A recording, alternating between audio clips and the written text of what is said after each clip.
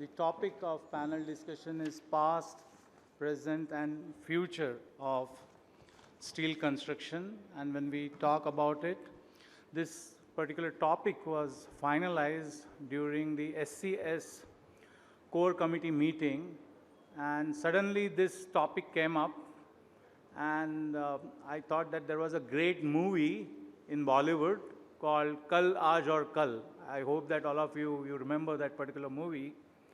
And the Kal was represented by none other than Mr. Prithviraj Kapoor. And today was represented by Raj Kapoor, and the tomorrow was represented by Ranbir Kapoor.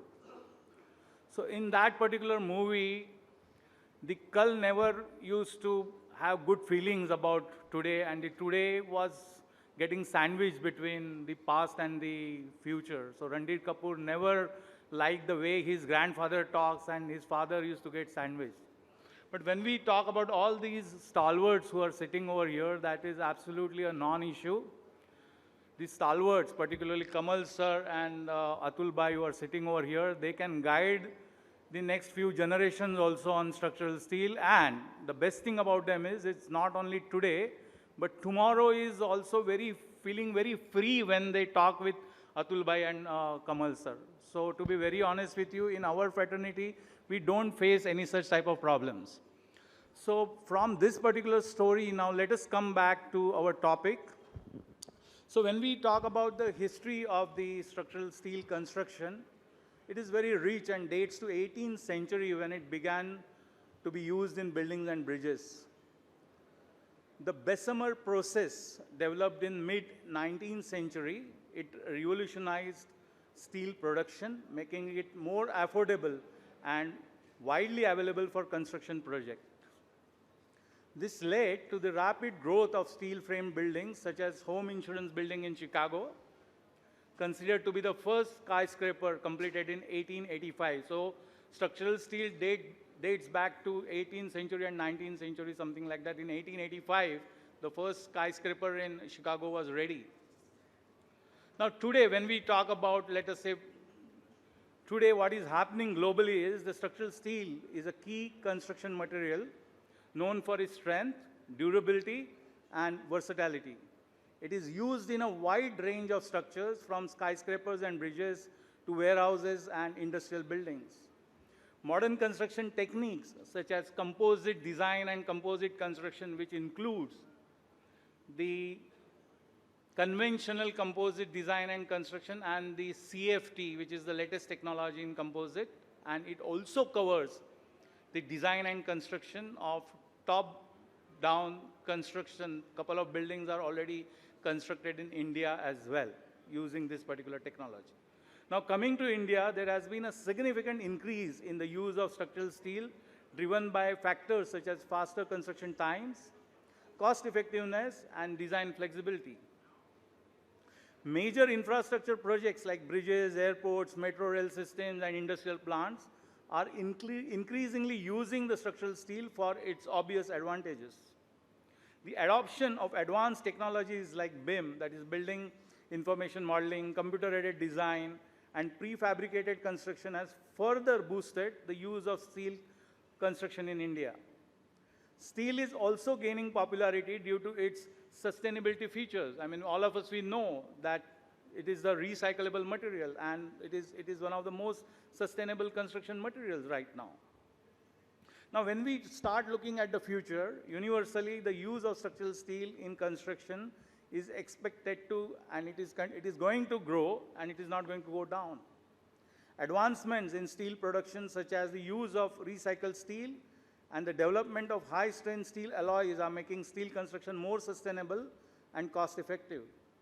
Additionally, digital technologies like digital twin and artificial intelligence are helping architects and engineers design more efficiently and accurately, leading to safer and more innovative steel structures. The future of structural steel in India is likely to be characterized by more innovative and complex designs, enabled by advancements in technology and engineering. With a growing focus on sustainability, steel's recyclability and potential for reuse make it a preferred material for green building certification like LEED and GRIHA. India's ongoing infrastructure development and urbanization drive will continue to fuel the demand for structural steel in the future. The industry is likely to see further integration of digital technologies for improved efficiency, safety, cost effectiveness in steel construction. In summary, the past, present, and future of structural steel construction show a story of innovation, growth, and sustainability. From humble beginnings to modern marvels, steel continues to be a vital material in the construction industry and shaping the skyline of cities around the world. Now, with this, we will enter into the panel discussion, but to be very honest with you, my experience suggests that there are 5 key elements when we talk about structural steel, and those key elements are speed, quality, safety, sustainability, and technology. And what you can expect out of this particular panel discussion is the present, past, and future of all these attributes and the experience which will get passed on to the new generation by people like Kamal sir and Atul bhai. This is what is going to be the key takeaway for the present generation and the people who aspire to get into steel construction industry in future. So with this, I stop and we actively get towards the first question, which is to Kamal sir. That Kamal sir, going back in the history, I mean, why don't you take us through the entire journey which you had so far, maybe 55, 60 years or maybe more than that, and when you started using structural steel till today, you have done enormous number of projects in India and abroad. So if you could take us through your journey, guiding the present and future generation, it would be really helpful. So guys, give big round of applause to Kamal sir, and we are going to hear something really great from him, okay? So stay tuned. Thank you very much for that lovely introduction. Many of you may be interested in knowing about the history. I'm sure this is going to be more entertaining also, as much as educative. It is not easy, or it was not easy for us to recommend steel in the initial stages. When I graduated, I think in 1963, steel was steel construction was very expensive and not thought of because of RCC, the biggest competitor. And people were very reluctant to use steel. But there were opportunities which I was fortunate to get where we could talk about structural steel. And the first story is very amazing and amusing that we did the stock exchange building way back many years ago, when the tall building had a very peculiar shape and its columns were carrying very heavy loads because the structure, the floor slab was very heavy and the columns were very big. And the chairman of the stock exchange building, he said, I don't really like these columns. Kamal, can you not make them smaller and do something? So we had actually used very high grade concrete, what was available in those days. It was not more than 400 grade. So M40 and packed with steel. But still the column size that was available was not satisfying the chairman. Then jokingly, I just told him that, look, I mean, we then have to forget about concrete. The whole column will have to be in steel. So he said, yes, that's a good idea. Let's get it. So I said, where can I get a column of that size? And we are talking about 60s. So he rang up his friends in Jamshedpur. And he said, can we send our engineer to Jamshedpur and you see what you can do for him? And another difficulty was, in those days, steel was a controlled item. So it was not available freely. Today we can buy steel anytime, any quantity, book in advance and so on. In those days we had to make long applications, justify the use of structural steel. And if we asked for 100 tons of steel, we could get 50 because it was a controlled item. So there were few items which were not coming under the purview of controlled steel. So that was a trick. So when I went to Jamshedpur and narrated the whole thing and the column loads, then we came up with a size which is 9 inches by 9 inches. Now, it was remarkably small and unbelievable for people, but it was manganese vanadium steel. The reason why we chose manganese vanadium steel is because it was not, it was excluded from the banned items or controlled items. So Stock Exchange chairman was delighted, and literally the steel blooms which come out of the steel mill were used at the Stock Exchange of a certain specific length. They were all transported to Mumbai, and we had a wonderful contracting team that was ECC. They were ready to take any challenge, and the blooms were completely screened and checked out for defects, if any. And they were straightened by using hydraulic presses and machined at both ends and plates at both ends. But today, if you go to that building, you won't believe the columns are so small, and the chairman was very happy because it gave him more area, carpet area. Because in those days, people used to pay rents on the basis of carpet area. Now, this is also a very interesting concept. Later on, when the builders were driving the industry, they were selling everything, the columns, the shear walls, everything. The entire built-up area was sold at a particular rate. But earlier days, people used to respect the carpet area. Same thing happened in other projects, like all the hotels that you have seen near airport. Lalit is also one of them, but if you see Grand Maratha, and next to that is that Hyatt, we came up with the concept of using structural steel up to the transfer girder level.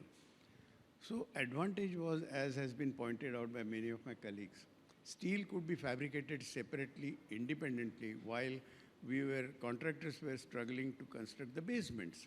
As soon as the basement was ready, we erected the steel columns and took a steel structure all the way up to the transfer girder level. We had designed the columns as composite construction. So initially, that composite construction was not required. The strength was not required. But it was, the strength of the column was so designed that it could support the transfer girders. And construction could be started above the transfer girder level, which was a great help for the hotel industry. Because otherwise, you try to build something floor by floor, and a lot of time is lost in that. So steel has these advantages, which later on even were exploited in our latest Dhirubhai Ambani Convention Center. Huge steel columns, huge transfer girders, and those girders are designed as floor-deep girders. Sometimes the depth of the girder is even 2 floors. So the trusses were allowing cars to be parked inside. Trusses were allowing mechanical floors inside. So if you think like that, as a combination with concrete, steel can be a wonderful material. It saves a lot of time if we design it in advance and start fabricating it elsewhere. This was the design, or this was a concept which won the job of Indraprastha Stadium in Delhi was awarded to us because our design showed how we can do your piling separately by one contractor, simultaneously do precast concrete steps in another zone, and structural steel fabrication in another zone. So advantages of steel have to be exploited by clearly understanding the merits of it. I think there are many examples, but I don't think we have the time.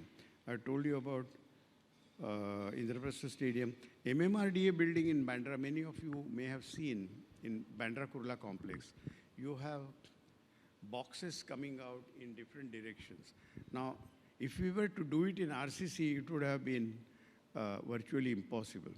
But we used steel, and steel was able to reduce the dead weight, at the same time do phenomenal cantilevers. Like, you know, there was no question about it. But instead of going further about composite construction, I think I have covered the period which you said was history, and I should pass on the mic to other people who can take it further, because steel will continue to be very popular, and we are using it in multi-storied buildings, composite constructions, and tall buildings also. You may continue talking about the present and future also, but if you want to talk later, it is all right. Then I'll go to the other speaker. Okay, okay. Maybe something will occur to me Sure, about the current and the future. So along with Kamal sir, we also have an eminent architect. There is a little story about it. When I met him for the first time and when I started a discussion with him, I was literally I was zapped that how an architect can talk so much about structural engineering. So guys, please give big round of applause to Access Architects Principal, Atul Shah. Now, the way Kamal sir expressed or he talked about the history part of it, later he will cover the present and future as well. So I would request Atul Bhai that how that particular thought came to his mind that he should start talking about the structural steel with his clients and how he did that historically. He can cover the present and he can cover the future as well. Go ahead, sir. Thank you very much for having me. Before I start, I just want to narrate a small thing, small anecdote. When I met first time Kamal Hadker, you know, and there was a plan in front of him, and we were discussing about how do we do the structural system. And his first question was, are these elevators at the right position? Very few structural engineer would think about overall thing, except what. So I do believe Kamal, so I know politics here, but he is really at that level which today we see. He is at a level where every one of us can learn from him, for sure. And I always believe that there are very few structural consultants who will be able to do full justice like what Kamal does. There is one other God bolta. So coming back to our basic discussion, I would take this first into what is happening today in terms of the challenges which we have today. We have stainless steel, which is called duplex steel, which is about 316, which very few of us know and can be utilized particularly in areas which is very close to the sea externally. We are looking at projects where the skin will take the whole structural system. It's not, so it is not only structural steel. As an architect, you have options to use steel, copper, and aluminum differently in terms of how one can use the whole structure differently today, apart from the new technology. I genuinely believe that one needs to look ahead in terms of technology a structure can do and how one can do in terms of the structure.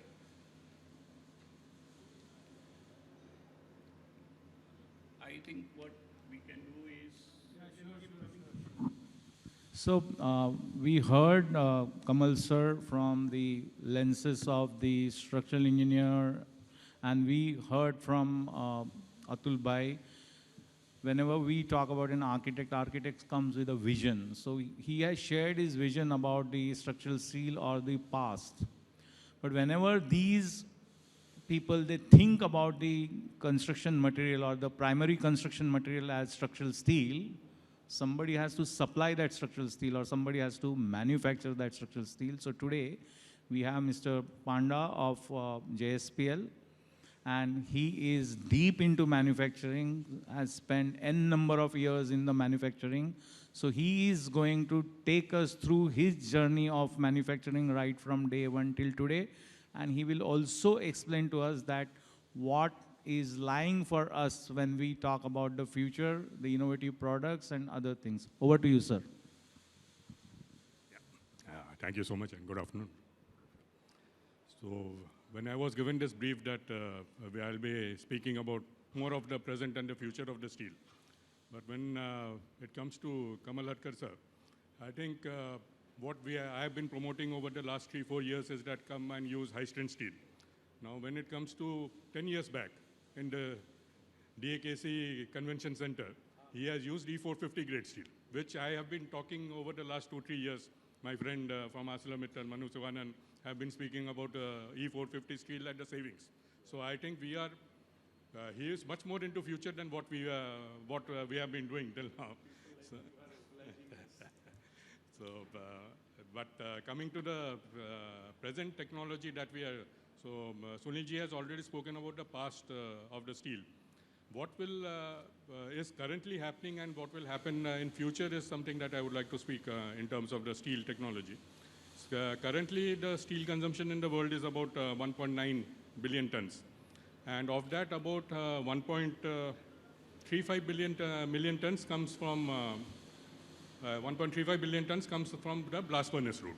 The blast furnace route is something wherein you use coking coal and you use iron ore and you smelt the steel into hot metal, and then you use a basic oxygen furnace, which is basically you blow oxygen into the liquid steel and come out with a steel which has a carbon of about 0.2%. So in this process, the carbon dioxide that is emitted is around 2,600 kgs, so 2.6 ton per ton of steel. So, and the other route which is available is that you use a electric arc furnace and you use scrap and then do it. Currently, that route is around 4.1 million tons. So, and from the looks of it, that the way the things are happening and the emphasis on carbon, on having a lower carbon emission, in 2050, we expect that the total steel consumption will be about 2.28 billion tons. Of that, this blast furnace route will come to half. From 1.3 million tons, it will come to 0.7 million tons. And the electric arc furnace route will almost double. So from 411 million tons to almost 800 million tons. This is what is, so as there has been certain talks when we talk about primary TMT and secondary TMT, we talk about the integrated steel plants. And the integrated steel plants being self-sustaining because of the blast furnace gas they use and the amount of internal resources that they are able to use steel. But going forward, it will so happen that there will be a lot more of electricity which will be used. And this electricity will particularly be renewable electricity. Again, if it is a coal-based electricity, the emission is still as it is. So renewable energy, electricity and a steel-based scrap. This will be the future of steel making. Currently at around 2200 kgs is the emission, or about 2600 kgs. So if you use this route, you can come down to as low as 600 kgs, 700 kgs. So we currently, in fact, have a certification. We have an electric arc furnace at Bota mills at Raigad, at Bota plants at Raigad and Angul. So for Raigad, we already have a certification for low carbon emission steel. which is wherein we produce plates at a carbon emission of 450 kgs and structurals at a carbon emission of 510 kgs. Our UNGUL certification is currently on, and by the end of April, we should have the UNGUL certification also. So therein, even the rebars will be available at less than 500 kgs, and plates and coils that we manufacture there, that will also be available at less than 500 kgs. So that is one movement where the world is moving to. And but this buying renewable energy and using this electric arc furnace rather than a hot metal, there is certain additional cost to it. And general cost delta today is to the tune of about $250 vis-a-vis a normal steel. So that is something that has to be kept in mind. But this sort of steel is available. It is available in India currently. It is certified by EPD, and you can procure it at any time, and any quantity is available. So because there's no difference in here. So this is as far as the steel making is concerned. And then about the other thing of sustainability, when we talk about sustainability, we are talking only about carbon emission. The other form of sustainability would also be that whether how you can use less steel. Less steel by, you have the same building but have using lesser steel. And the best way of doing it is that you use a high strength steel. What Kamal sir spoke about the DAKC center, that was E450 grade steel. Today, almost all the refineries which are made in the country are in E350 grade steel. From L&T Realty, we had all the towers that we are making is currently in E350 grade steel. Whatever the commercial buildings are coming up by Phoenix in Hyderabad and a lot other places are E450 grade steel. So when the general talk is that when you talk about steel is, if you compare E250 grade steel and RCC, then probably steel is much more costlier. But the moment you move to a higher strength of steel, then this difference becomes much lesser. And it is, these days it is available from everybody. We can give you E450 grade steel. We can give you higher grade steels also. And E350 grade steel has almost become the norm as far as both SAIL and JSPL are concerned. So I think it is available across the board, and you should consider it in your designs to get the best benefit. And there are others about fire resistant steel and air that I'll speak in the next page. No problem. So again, I will go back to Kamal sir, and I don't want you to go back too much into history. If you could quote one example where initially the project proponent or the project owner was considering that let's go ahead with the conventional RCC construction, and then this concept of structural steel was brought in, and he was actually zapped after looking at it, and then you went ahead and completed that project, and how the other stakeholders, I mean, structural engineering is one part of this particular industry. When we talk about the fellow architects or MEP consultants or the contractors or the fabricators or the erectors, how this particular team was built on that particular project, and the project was successful delivery. Any example which you would like to take up from history? Where originally it was RCC. Difficult. But anyway, I'll try. See, what has happened is over the years I have developed so much liking for this steel that no matter whether the client asks for it or not, it is our practice. Girish is here, Girish Dravid. He also will endorse this, that we like to tell the client right at the initial stages that if you do it in conventional RCC, this will be the cost or time, both. And if you do it in structural steel composite construction, this is what it will be. And if you do it in entirely steel with only fireproof coating, that will be the cost. So what happens is we don't like to disturb any project designs right in the beginning. We rather join the team of architects, clients, project managers, even interior designers, and give them these options. And then many of them say, wow, if that is going to happen, we would certainly like to save that 6 months. Now, when all of them start talking about saving of 6 months, suddenly the client says, oh my God, I didn't realize that by spending X rupees more, I'm going to benefit by 3X. So that is the way we generally approach a problem.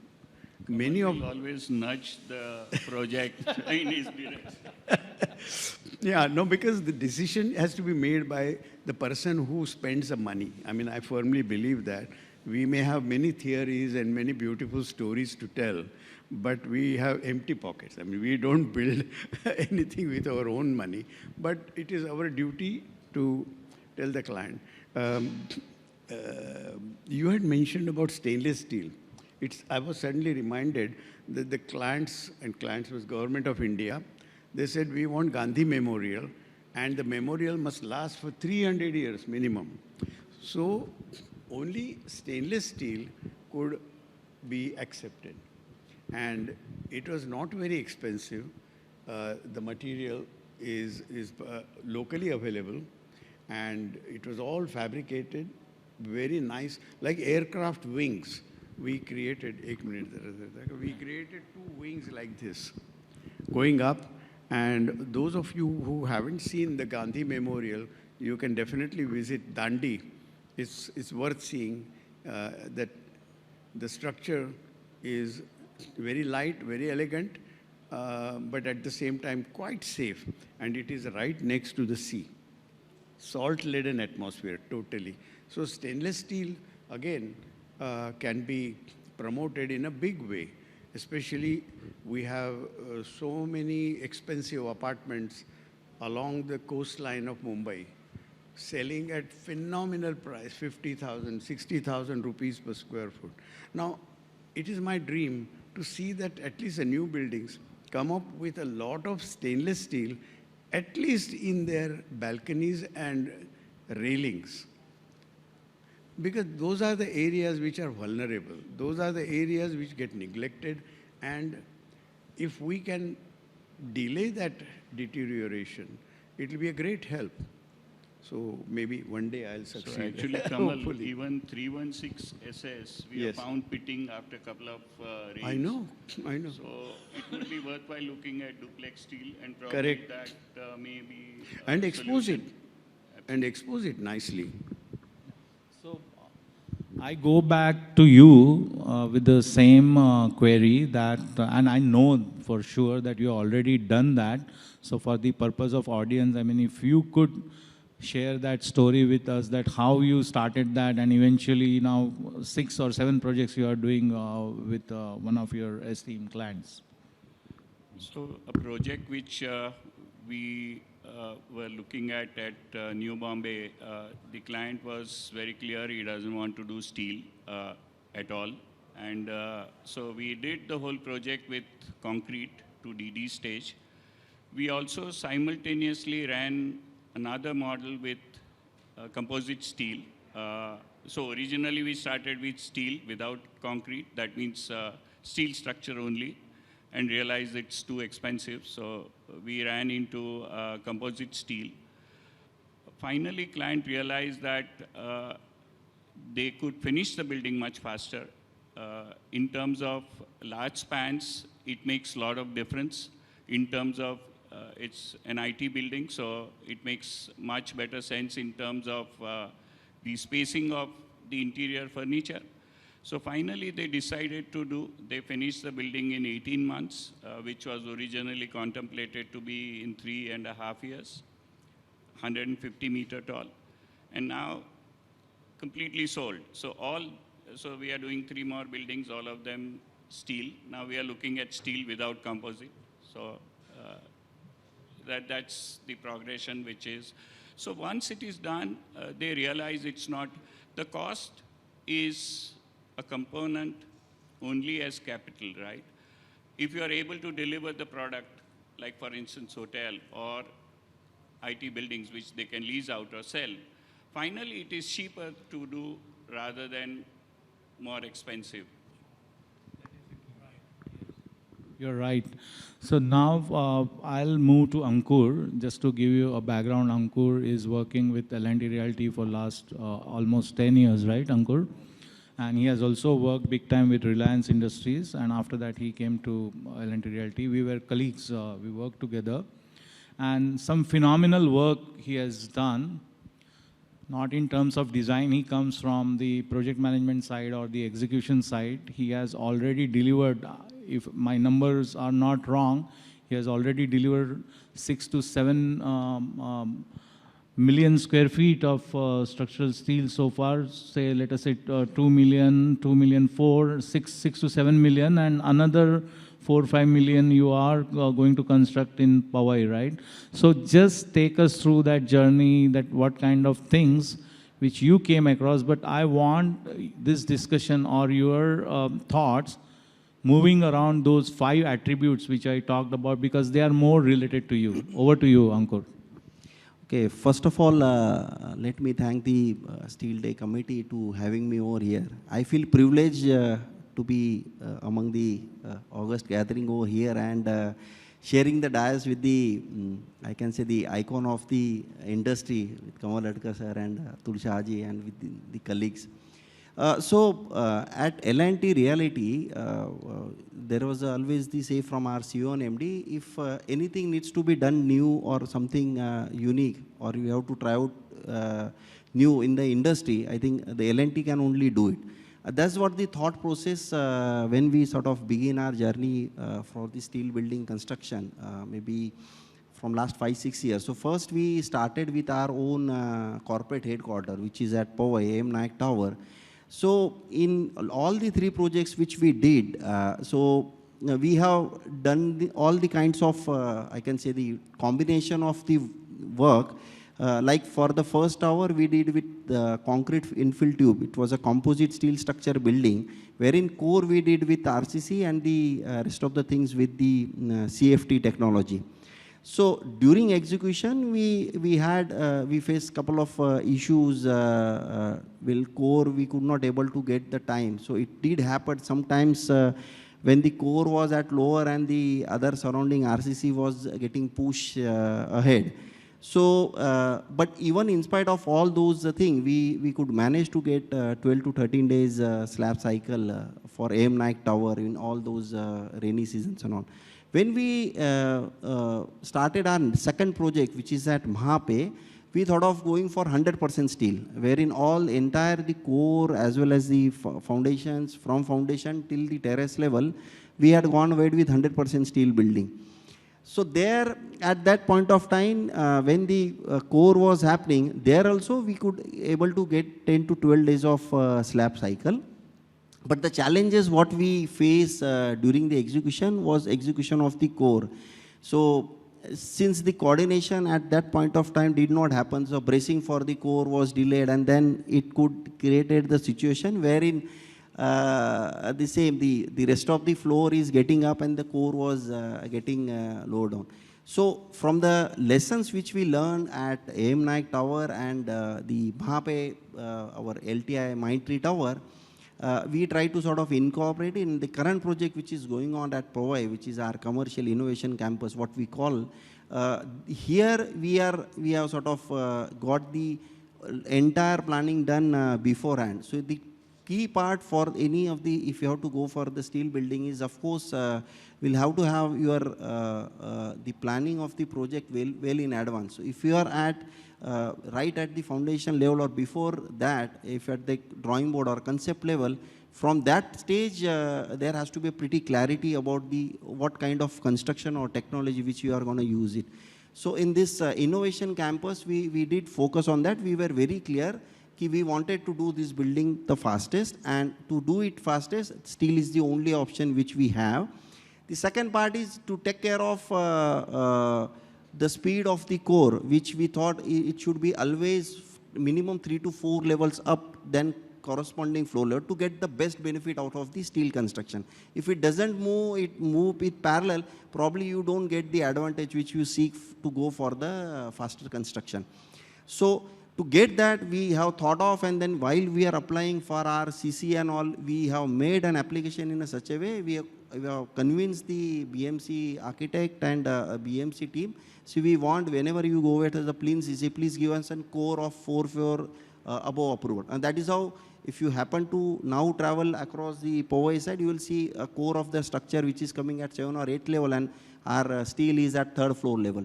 So that's it. The third part is about the if these two things which we are now taking care. See, RCC part at the initial we had not choose the correct formwork system. So now we have got it aluminum formwork done for all the core part of it. So all that 500 m³ of concrete which is happening at the core, and aluminum being trial and tested material which has been used across length and width in the country as an aluminum formwork in a residential tower, we are able to get 9 to 10 days of slab cycle on the core. Now core is started moving up. The rest of the areas of the steel fabrication and the roller deck sheet work has automatically getting pushed back.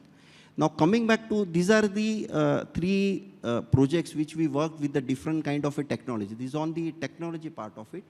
Now coming to the why we went ahead with the steel at the first instant is of course the speed.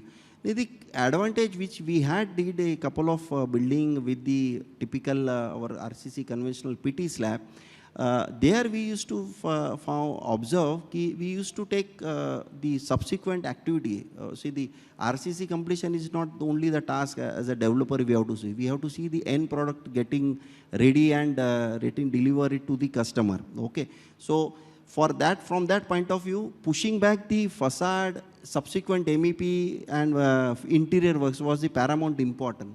So while choosing the steel as the as a first, I can say the first item to be done, or the choice of material, how does it help us keep the facade work and the interior work, which typically will get stuck up in typical your PT stands get 100%, 50%, 25%. So we are not able to start the subsequent finishing work to 3 to 4 levels below the once you complete the RCC slab. Here in case of the steel, the moment you pour the slab above with roller deck sheet, from the next day onward, your subsequent finishing, block work, plaster activity can start. And similarly, the facade work can commence in a fast way.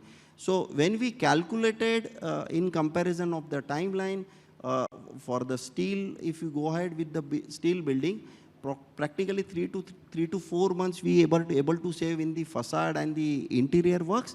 And on the RCC part, we are comfortable. It is planned well. Now we are planning to do it with 8-day cycle. It's a tight schedule which we are trying to keep it ourselves for the current building which is going on. But I'm pretty confident the 10-day cycle we will definitely get. In compared to your RCC, which is PT slab will take to 20 to 21 days slab cycle, we save a lot of time. So overall, I think it is 8 to 9 months is what timeline we save. And the cost benefit analysis which we did, so if we happen to lease out the building maybe 8 to 9 months before the planned date, it did make out to an extent. Of course, the steel construction is maybe 10 to 12% higher costlier than the RCC building. But if you have a client in hand and you are able to ready to sort of occupation ready, and your all other approvals are in tandem with the process which you thought of, probably it will at the end of the project will come out to be at the same level. So this is on the speed part of it. Of course, the quality is well taken care of because the fabrication is happening at the fabrication area. You have less of the work done at the site level. So lot of a nuisance in terms of scrap getting generated or the concrete getting wastage, all those things get controlled. Your dependency on the skilled manpower, which is your carpenter, fitter, and the unskilled welper or khalashi, that has drastically comes down compared to what we do in typical. So right now it is very much difficult. So infrastructure development or the construction is happening all across the country. it is very, very difficult to get the skilled manpower, a skill set manpower required for, you can say, the carpenter or fitter. So if you switch to steel, probably that part of your dependency of getting manpower, which primarily delays the overall project, that taken care, and it ensures the quality of the project also. The last part is about the sustainability. Of course, the expert over here has already spoke about the advantage of going for steel and being as a sustainable product. The biggest nuisance which get reduced at site, if you'll say, you have a less of a debris getting generated. That's the major chunk of the issue nowadays, with a stricter role by the corporations for debris dumping, or you have to go for solid waste management approvals. So the lesser amount of debris getting generated, the more benefit which the project is able to get. So I think overall, by seeing my last 8-10 years of experience and then working on the 3 different projects, I always give the preferences to go for the steel building because of the benefit which I have probably enjoyed in my project and which I am looking to do it. See, the focus which is more on how to make it more simpler in case of construction part of it. Thank you so much, and it was quite, and you explained it very nicely. And to be very honest with you, when Kamal sir might be designing or Atul bhai might be designing, these are the ideas with which they design the steel structure, and they must be feeling very happy that you are practically implementing that in L&T Realty. Thank you so much, Ankur. Now, this brings me back to one of my old discussions with Hadker sir. This was not planned, but the way you narrated, now I'm going to ask him that you have a vision for modular design and modular construction. And I want you to throw some more light and what kind of help you need from the people who are sitting right from the technology to architect to somewhere who is getting sandwiched in between in the role of Raj Kapoor, and there Randir Kapoor is also sitting over there. You please share your vision about the modular design and modular construction for future. Well, modular construction, I think somebody in the morning before this session talked about mass housing using steel. I don't know. Yeah, so you were not here that time. I heard it. See, if we have to do something as a modular design, it's not for one building. I'm talking about mass housing. And mass housing brings me to the subject of low cost or middle income housing, and where if we plan a building in such a way that the anatomy of the building is all on done in a very disciplined way. I came up with a few plans and shared it with some of my architect friends, as well as MEP consultants, as well as people who know about municipality. The plan, amazingly, is acceptable as a structure. That anatomy is acceptable. It can be used for school, for hospital. It can be used for an office building, and in villages. See, what happens is, if we talk about in Mumbai and Pune and developed cities, the problems can be solved in many different ways. But if we move away from the cities, they don't have access to all the sophisticated, formwork or concrete and reinforcement and workers and even designers. But if they get a modular designed package, which can be multiplied several times, it can grow also within 4 or 5 years. It can grow into a big complex. So the terminology which you used Yeah. is off-the-shelf design and off-the-shelf Correct. supply and off-the-shelf delivery. Correct. So we should actually present it like what IKEA is, selling furniture in a big way. Now, they can give the furniture any part of the country. It's a question of transporting it. And the design is very well thought of. Now, why can't we think of a design like this? And it is possible. And it will have to be, it's my dream project, it has to be worked with a manufacturer who is ready to invest money, whether it is someone like Jindal or someone like Tata's or other people who are producing steel tubes. The design is adaptable, and it can be, after 3 years, it can be used for something else also. And the beauty is it can be removed and taken away, and again, it can be sold, so there'll be no loss. But that was that idea which I had discussed with you. Yes. And one day I think you will see it happening. Talking about some practical difficulties you had, where the core was lagging behind and the steel was going faster. It's a very common problem. We also experienced that many times. But what we did was, in some of the projects, we did the core as a slip-form core first. And that took us up, and that slip-form core had specific openings where we could receive steel beams or even bolts could be placed. And the core was also utilized to support a crane on top, which could pick up up to 2 tons weight from the street. Or you can have 3-4 cranes and pick up, use it for transport of material up. So if slip-formed core technology is developed further, I think we will be able to deal with housing projects faster. I think the main problem is, right now, people want to start the work, but they are not sure whether they will want to do it this way or that way.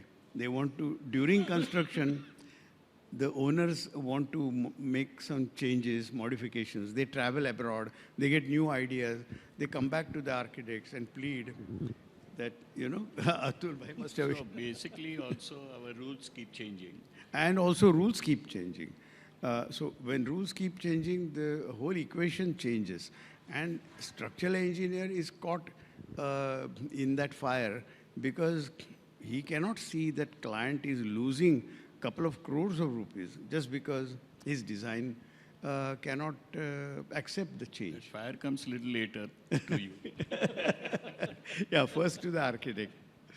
Yeah, but we have to, that is the reason why we see, even today, RCC is preferred by people because RCC, like a unique material, we can stop work and allow everybody to go home for 6 months and again start with a new plan.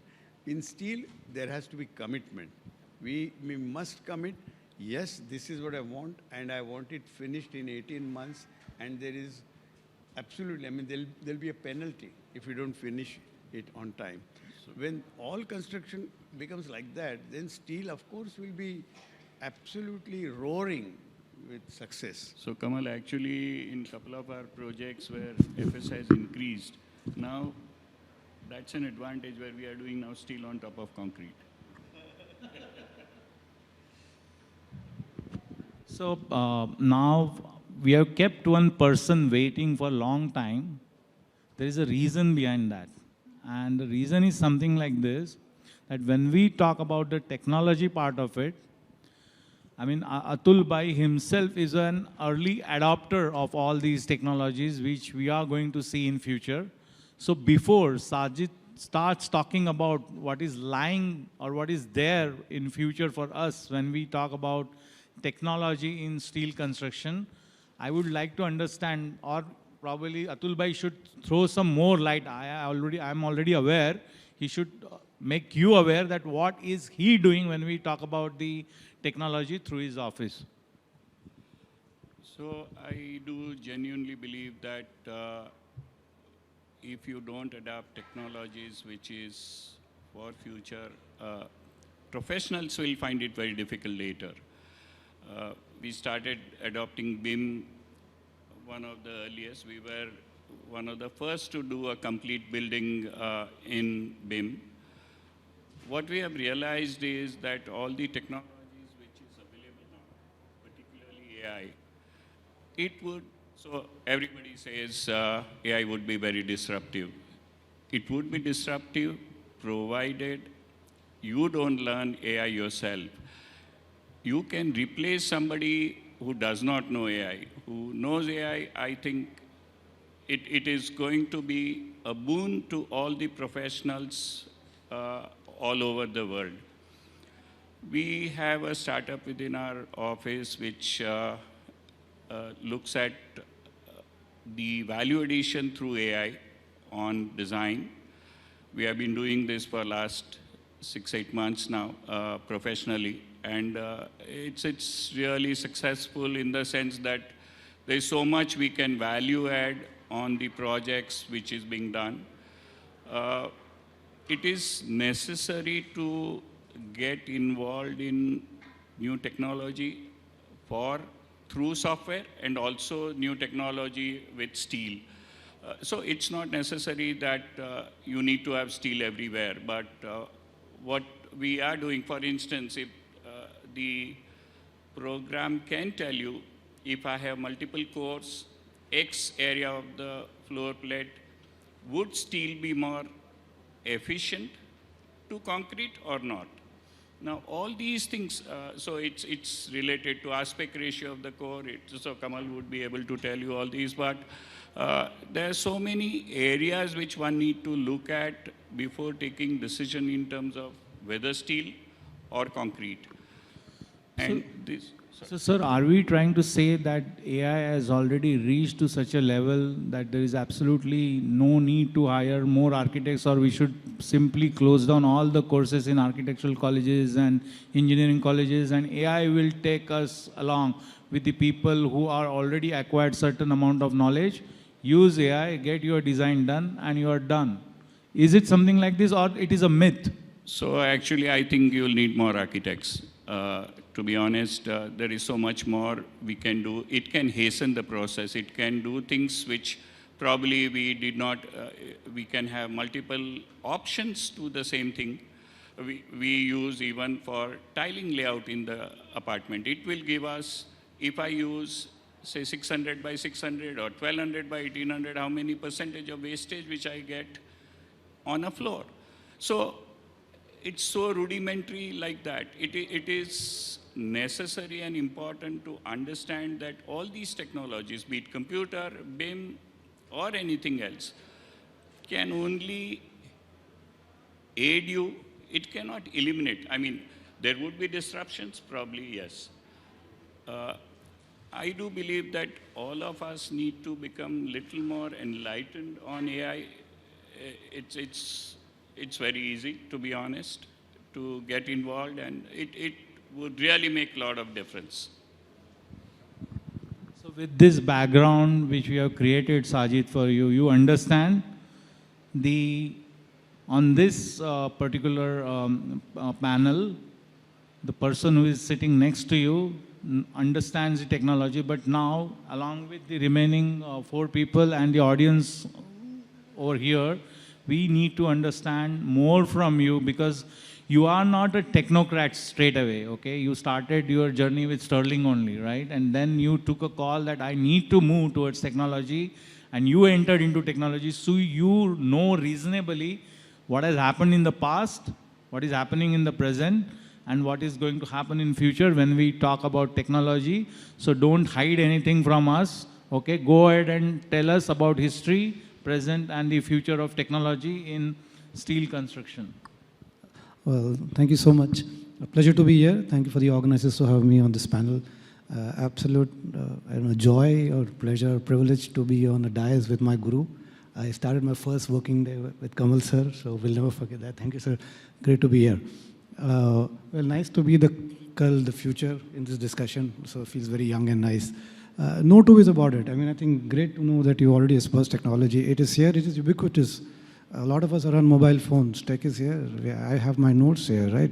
So we can't run away from it. So anybody who says that it's going to come and cause a problem, I think it's always been there. When I have been selling technology products, a lot of the question that comes is that, what will happen to people when you start automating things and so on. I think people will get repurposed, and that's always happened right from the power loom times, when you talk the history of technology, the industrial evolution, power looms, people getting out of jobs. The world's population did not reduce. It just kept on increasing. Perhaps the next 50 years it will reduce, but it's kept on increasing, right? And people are still employed. The ratio of unemployed to employed is only reducing. So it is not that it is causing unemployment. It's just that it's causing people to repurpose themselves. It's causing people to do more effective work. It is causing people to move away from what I describe as Gadha Majori. Honestly, one of, Sajit mentioned, I was an engineer, more into technology, because I found as an engineer that we spent a lot of time doing what I call Gadha Majori, which is non-value adding. And one way to get people back into engineering, into focusing on value add, was to use technology so that you save time moving away from stuff which is basically data crunching, moving information from phase A to phase B to phase C and so on. So historically, even in steel construction, right, if you look at it, technology has kept pace with Industry 1.0, 2.0. You guys all know that, right? Starting with mechanization. When steel came in, we started using for construction, for everything from tracks. I mean, it's a lot beyond what we are just talking here, right? Steel is ubiquitous. It's there, and look at infra. All of infra is tracks, and it started there in perhaps 18th century, where people started laying tracks, railroads, wheels, steam engines. I think I go back there, and that's where a lot of it started. And then we came to the automation age, which sort of, let's say, is called the Industry 2.0, when we started, let's say, better hoisting equipment, better cutting equipment, better drilling equipment, more precision. And it's a transition, and then moves into, to me, the computer age, which is the last 30, 40 years, where you start doing a lot of miniaturization, a lot of stuff becomes in your control through a computer. Look at where the computer ended, and I started off, I'm sure when a lot of you guys saw computers, they're big machines, and now a lot of that stuff is happening on your phones. So miniaturization and control started happening, and that started happening in our processes as well, right? A lot of it is today using a lot of CNC machines in your steel industry, you're using a lot of stuff for automation, robots, for welding. So a lot of that's coming in where you're miniaturizing, you're moving people out, you're bringing better safety. So it's not only about replacing people, but it's about bringing better construction practices, better safety, speed, lesser wastage, impact on environment. So a lot of it actually happens by using technology. And if you go to the present, that's the past. I mean, I wouldn't dwell too much in the past and the present. You're all practitioners, and I understand from the discussion that you're using all the technology that is there. I think when we look at the future, there are 2 or 3 major trends which is going to shape steel for sure, right? I mean, construction in general. Since people talked about AI, of course, AI, it's also misunderstood a lot. AI is artificial intelligence. Intelligence fundamentally comes from here and not the machine. So I think that's the first thing that we all need to understand, that machine is not going to take over what you think. You have to train the machine like you train a child. And believe me, I do that. It's more painful to train a machine than train a child. It picks up faster, but not everything. So there's no, if I say, peripheral vision or peripheral knowledge that a machine has, right? If you tell it 2 + 2 is 4, it'll only understand so much. Child understands much more. There's a lot of peripheral gain that happens. But whatever AI will do, will start taking things which to us is painful today, fundamentally helping us take better decisions. And as Sir rightly mentioned, it's not here to replace us. They're all slaves. IT is a slave, will always be. There are a lot of the doomsday sayers who are talking about the world taken over by IT and the matrix probability and so on. Might happen, might not happen, but unlikely. So for the near future, for our lifetimes and for the next 50, 70 years, it's going to evolve slowly, where it'll start giving us more and more for us to be able to take decisions. But importantly, what will tend to happen is AI will come into spaces which we did not today envisage. I think that is the big challenge. The areas where most of people envisage AI will come is in a lot of where intellectual stuff happens. So design and analysis and those sort of stuff. I think that's a given. That's already happening. We're already automating that. A lot of AI will come actually in execution. A lot of AI will come in safety. A lot of AI will come in cost reduction and so on. A lot of AI will come in integrating the whole process. And that's where maximum efficiencies are to be gained. So integrating from what's in his mind to what's in his mind to what's in his mind and what he does, right? And we come in and link that entire string of pearls together. And that's going to make it much more efficient and thus impact all the 5 parameters that Sunilji talked about, right? The environment, the cost, the wastages and all of that. So it's not definitely not about, it's wonderful. I mean, if you start looking at, I mean, the security that, your facial recognition brings to your phone, right? Don't you need it? Of course we need it. We'll never say we don't want it, right? It's amazing. Or I mean, if I go to an airport today with Digi Yatra, I can just walk in. Brilliant, right? So a lot of those things which are really brilliant that AI brings in, let's not be worried about it.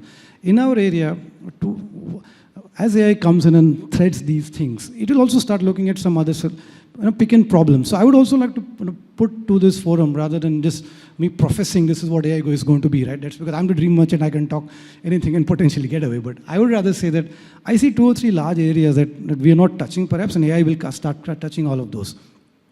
A lot of tech today is focused on design and during construction process. All assets have a large asset life, 50 years, 70 years. And this construction process is, let's say, 3 years, 3 to 5% of that lifetime, right? And what AI is going to help us do is manage that asset over the lifetime. And that's the beauty thing. For me as an asset owner, if I invest in something, that life cycle is important to me. Of course, construction is important, but once I have the asset, how do I manage it? And how do I take care of the biggest problem today, which is tech obsolescence, right? Whether it is in our industry or any industry that we serve, tech is moving so fast. As Alvin Toffler said, right? The rate of change is constantly accelerating. So you can understand rate and acceleration to put together. So consequently, in a lot of industry, which is high tech, a lot of obsolescence is happening very fast. Consequently, there's a lot of need to repurpose structures. So you build something today with a particular vision. I say, okay, I want to put up a manufacturing plant doing something else. Today we're driving manufacturing in India. We're moving away from a lot of the IT, which is services, to manufacturing. I think the tomorrow is going to be manufacturing. We are seeing that. And in manufacturing, when obsolescence comes in, and that's coming in with technology, whatever is the source of it, we will need to repurpose those structures. How do we repurpose those structures most efficiently, quickly, with less lead time, less wastages, least cost, to ensure that we fit in with that varying technology life cycle? Could be 5 years, 7 years, 15 years life cycle.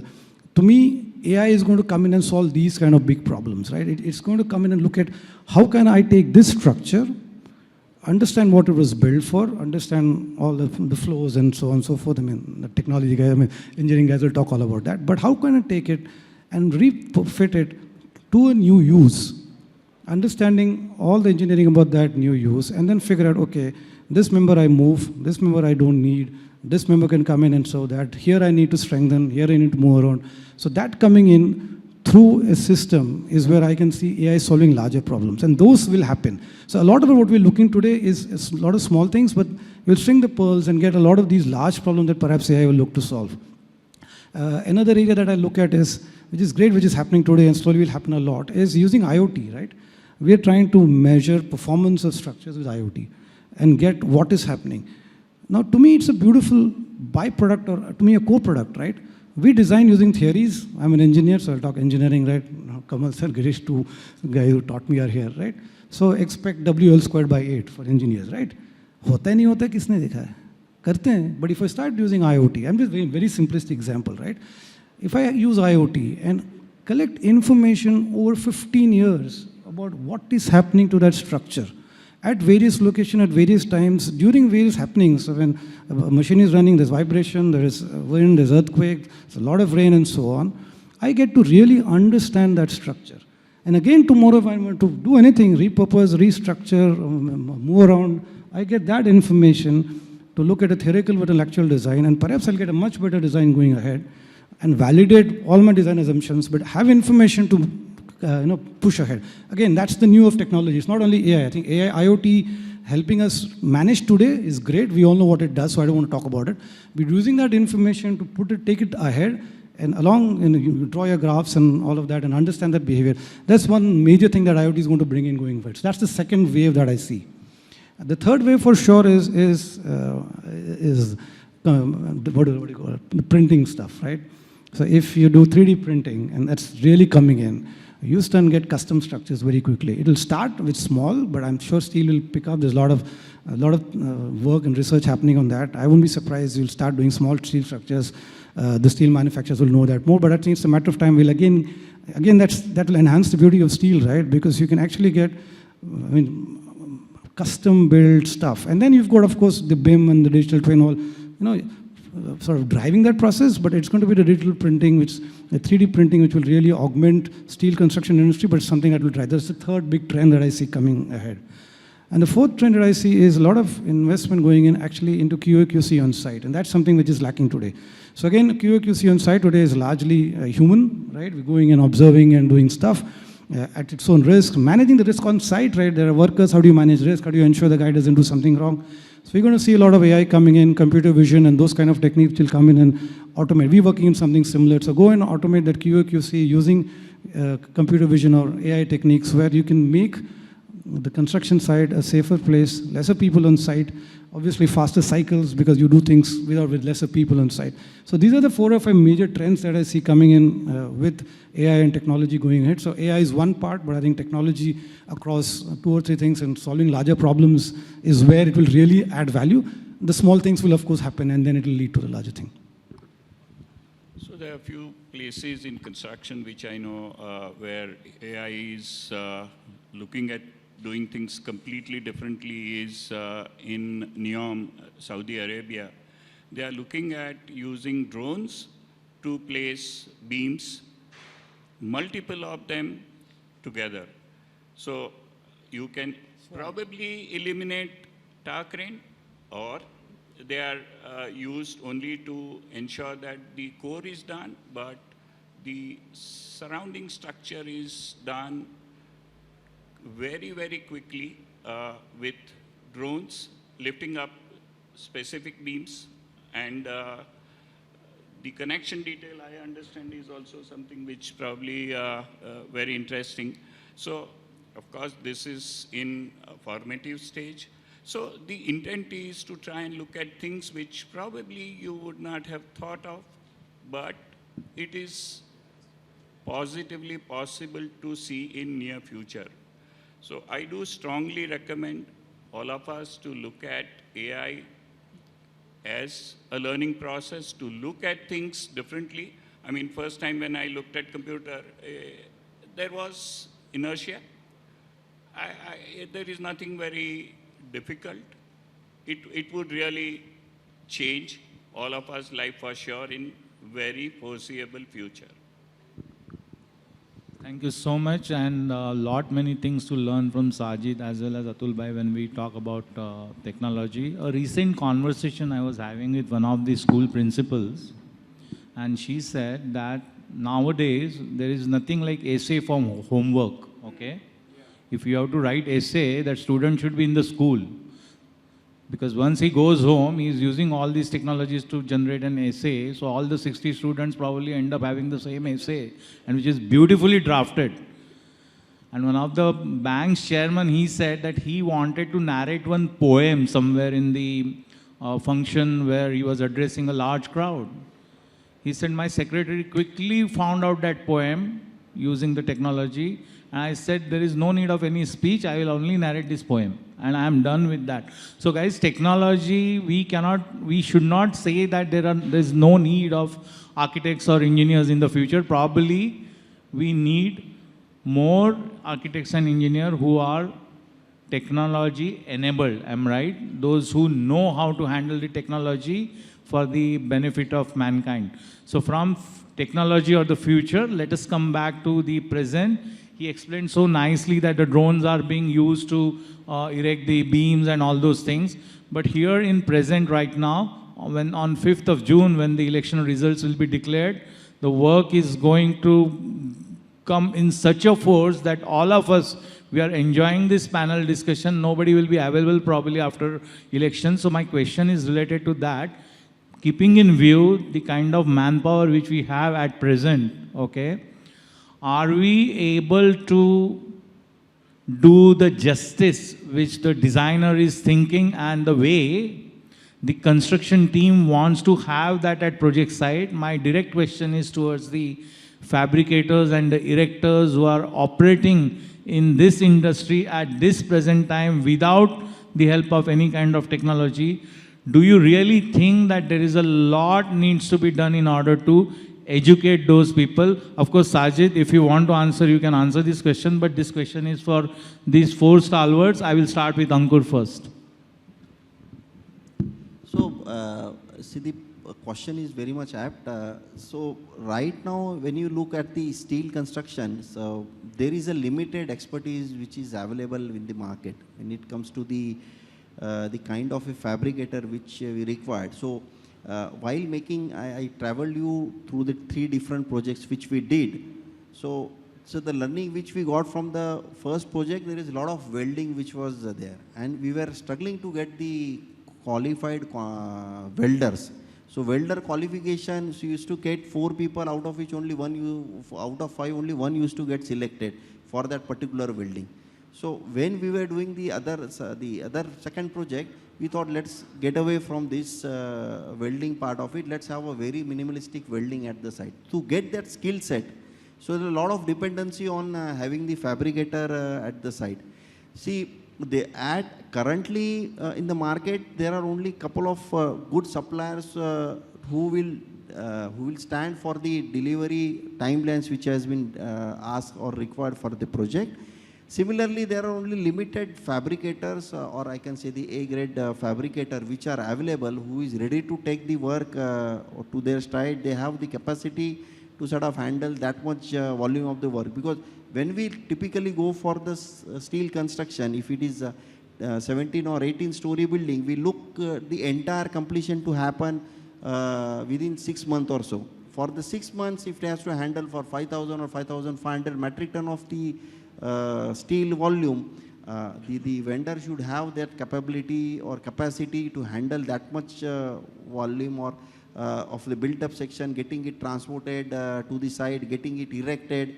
So that there is a lot of work. I think if we have to look 10 years down the line and we want steel to be there as the dream from Kamal Hadker sir, to have the skyline of Mumbai or on that sea line or marine line, he had to have a top towers coming up with the steel, then probably along with the manufacturer, the way they are working and now using more of E340 grade from 350 to 450 or maybe a higher grade alloy steel, which can save on the space part of it or the volume part of it. We will need definitely that quantity of the fabricator who can ready to take care of that amount of the job which is available in the market.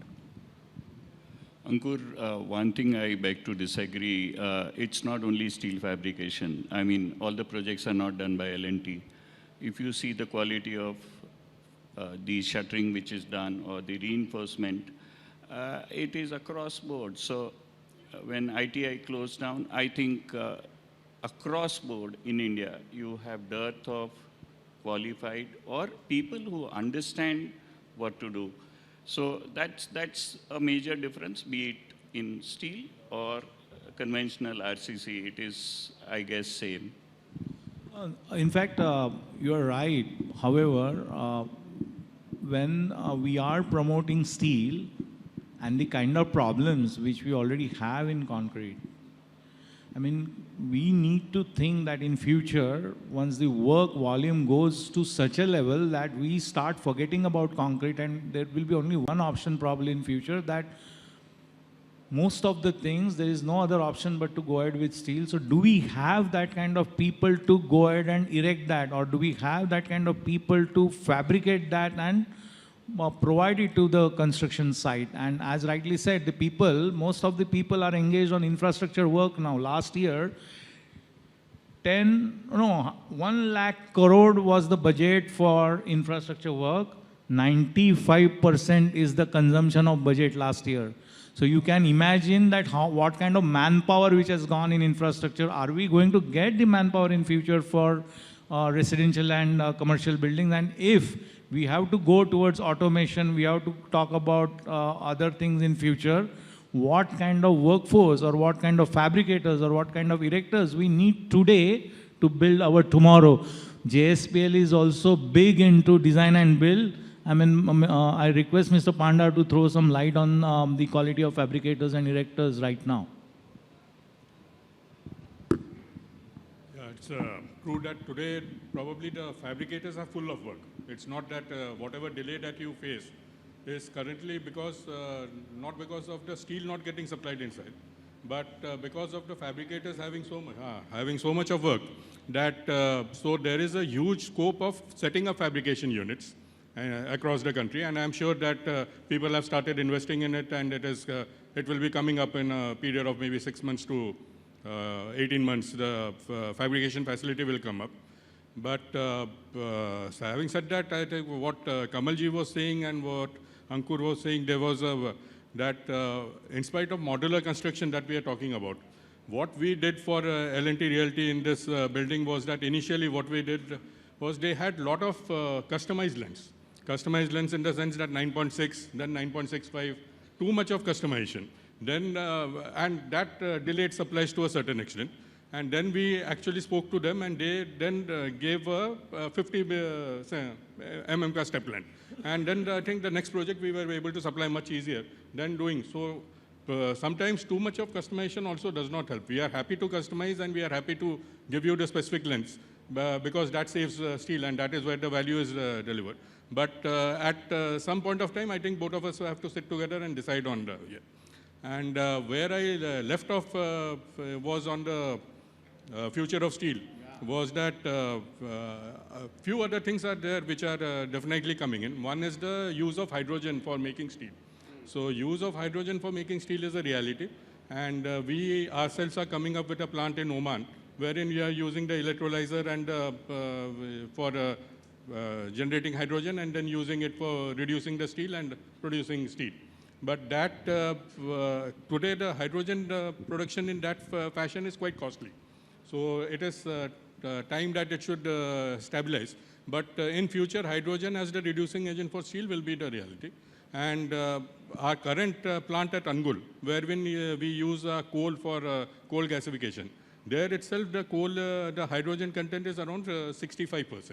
What you actually need for what you call as a hydrogen reduced steel is around 80%.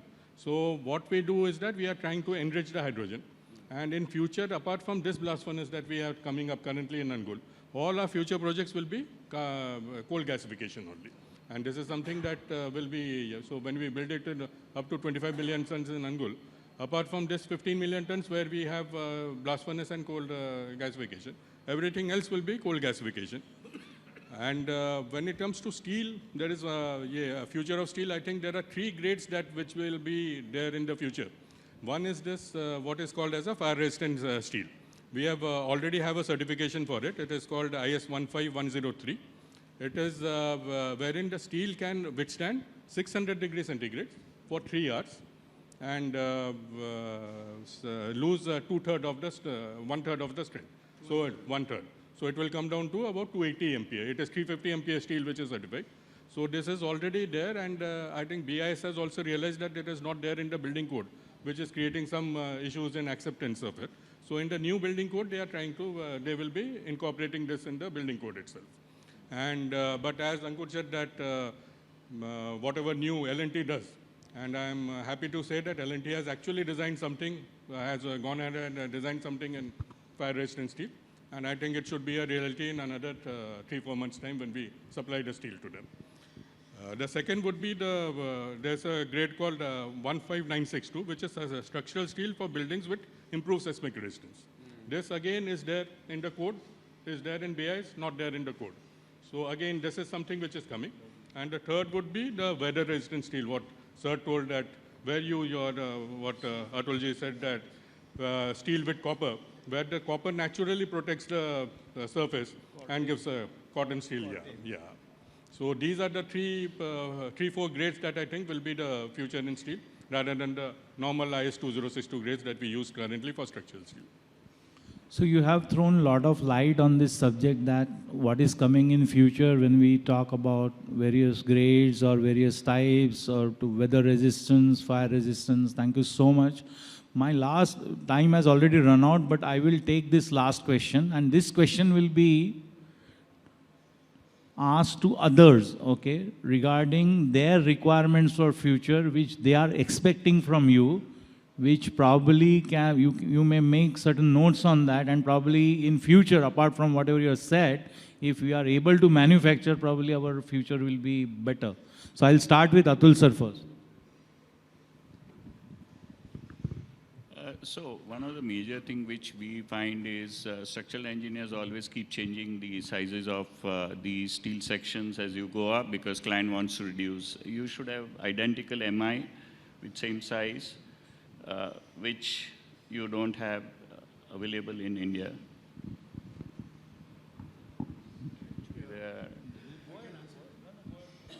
You can answer. Please go ahead. No, you please go ahead. Then we will answer. Go ahead. This is the first requirement. He has noted down. Please go ahead. Yeah, so. No, and you're designing, I mean, so obviously you want to reduce cost as you go up, but the same size is never available. So the shuttering keeps changing, if not anything else. Which is actually detriment. Perhaps I can give you a quick Sure. answer on this. This was happening when we were using Indian standard steel, IS sections. But if you look at international sections, if you select anything, like, especially UB and UC sections, parallel flange sections, Right. the outer dimension remains constant for the benefit of architects and all connections. And it's only the thickness which keeps on changing. We use a lot of that. And luckily, I mean, JSL is also ready to... Are you into UB? Yeah. They are giving us a very big range. And I think the brochures are lying somewhere here in the... their biggest section is, in fact, going up to 750 millimeters. In UB 762. Is huge. And we can vary the thicknesses, and column remains the same in appearance from a distance. But it is economy, at the same time, standardization of all your elements, architectural facades and everything. They don't get disturbed. So other thing is, one of the things which most of the time, you want the core in concrete because it is much better in horizontal forces. What we have realized is that's one of the things which delays the process. So if you do everything in steel, now the box section also I'm told is not something which is very efficient to get. I mean, this is what I understand, to ensure that you have everything in steel and no concrete core. Ankur, what you did when you said that at LTI Mindtree in Mahape, what was done? See, there the core, you use the built-up section and the bracings were used in the core. Now the challenge what happened there, why it got delayed, the bracings delivery got delayed. Now since the bracing got delayed, there are a couple of challenges. Delivery of bracing got delayed, it delayed the core. That was one challenge. Second was, you need to have, as per our CFO requirement, need to have core filled up with block work been completed, 2 hour fire rating has to be, lift has to be 2 hour. So since it was a cross bracing, to do that block work in that bracing area, that was coming out to be a bit challenging. So at some point of time, they do it with the intumescent paint. At some point, they did the block work. At part of the area, we had cement board which was used. So since this was a change which the site team was not ready for, when so they were not thought of this bracing will get delayed. Okay. So that eventually led it to the subsequent challenges. But now if fire-rated steel is available, then... So that's what one of the requirement when Sunil asked this question was from a manufacturer, definitely if it is available, and of course with not very expensive the way it is, then probably it will serve this purpose of... Much cheaper than what you use of paint. Last word from you. What you want from manufacturer? No, I think we should all encourage teamwork.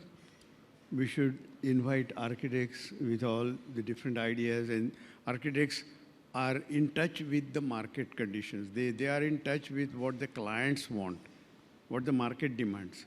It's no use our designing something thinking that this is most economical. First of all, we have to see whether there is anybody ready to buy it. And why I think we should all get together is because even the sizes of doors, windows, toilets, the floor-to-floor height, the window, everything, if we apply our mind, there is tremendous scope for standardization, and we need to be sponsored by a big manufacturer like JSL or other big manufacturer who will set aside certain funds to produce an ideal design which can be manufactured on a large scale. And it will be economical then. But if we are talking about one project at a time and somewhere on Malabar Hill or Juhu Beach, it's not going to work because it will be a very small project. But on a large scale, if we do this, it will be very good for steel industry, and steel will be seen all over the country. That is what I would like to see. So Kamal, one thing which I want to point out, and for everybody else, what I have understood is that actually the construction cost, if you compare it with all the MEP costs, that is air conditioning, plumbing, and the electrical, probably it is same or little less. So this overemphasis of cost of steel construction, I think is misplaced. Understood. In fact, whatever you said, Sir Kamal sir, just now, it can be a great business idea for JSPL, to be very honest with you. Rather than asking something from you, probably he's giving you something that if you start thinking on those lines, I mean, just to give you an idea, Dharavi is a good project to go ahead with this particular idea and implement. And you are so big that if you take initiative, and nothing is impossible, and they are facing problems. There is a lot of local resistance at this point in time. So eventually, whatever delay is going to happen, if you approach those people right now, probably this problem can be sorted out very easily. So thank you, sir, for floating this particular idea. Thank you so much. So I have absolutely no doubt that the past was good. I will not, as far as our country is concerned, the past was good. I would not say it was glorious. The present is good. And after 4th or 5th of June, when the election results will be announced, for steel, it is going to be the glorious financial year 24 and 25. Thank you so much. And if you have got any questions, I don't see Avneet anywhere. So we can go for questions. So if anybody wants to ask a question, we can go ahead with that. It's up to you. I don't see Avneet anywhere. Otherwise, Avneet would have come over here by now. He's not here. So we can go for a couple of questions if anybody wants to ask a question to Kamal sir or Panda sir or Ankur or him. Please go ahead. Yeah, go ahead. Give him mic. They will probably want to know the election results from you. You are so confident. That's why you say Kamal.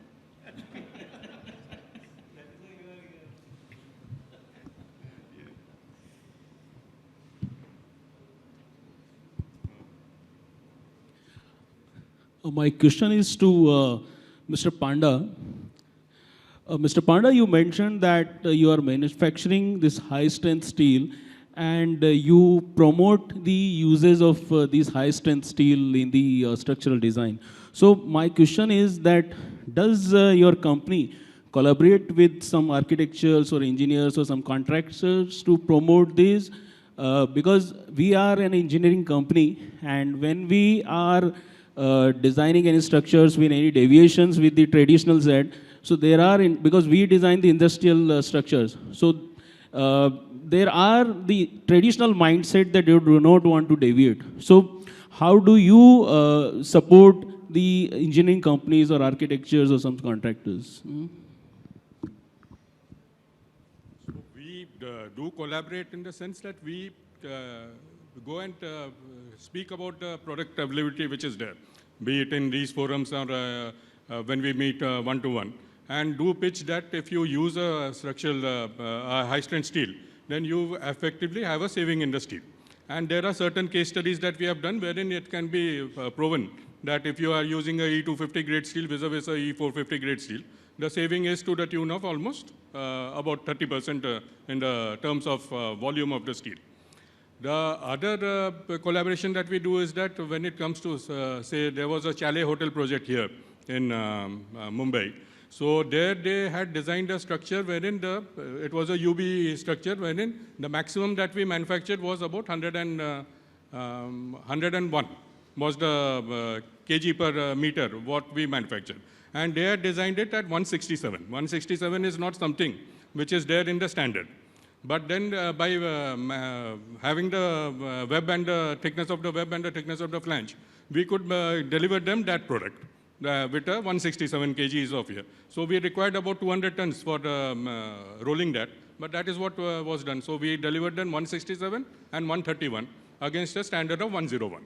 So those sort of collaborations are there. The other collaboration would be in terms of the length of the structures that we give and the customization that we do for them. So anywhere from 6 meters to 22 meters, we can give you any length of structures that you require. So that is something that can also help you. So it will be more on a one-to-one basis that we can discuss and settle it up. Thank you, sir. Thank you. Is there any, excuse me, so is there any a minimum quantity of steel which you offer or any kind of quantity?